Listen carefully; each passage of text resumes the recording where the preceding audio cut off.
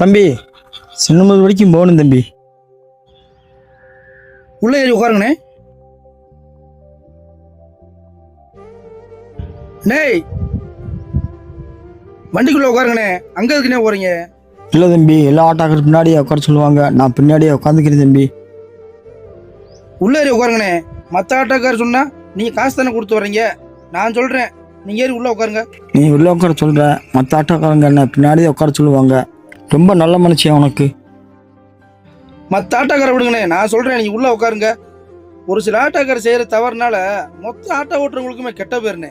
நல்லா இருக்கிறவங்களே பின்னாடி உட்காந்து விழுந்துடுறாங்கண்ணே. வாங்கண்ணே, நீங்கள் வேற பாவம் முடியாதவராக இருக்கீங்க. உள்ளே உட்காருங்கண்ணே.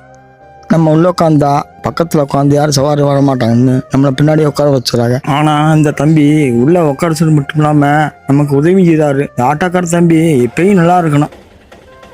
ஒரு சில ஆட்டோக்காரங்க செய்கிறத வச்சு எல்லா ஆட்டோக்காரங்களையும் தவறாக நினைக்கிறோம். ஆனால் அண்ணனை மாதிரி ஆட்டோ ஓட்டுறவங்கள பார்க்கும்போது தான் நல்லவங்களும் இருக்காங்கன்னு தெரியுது.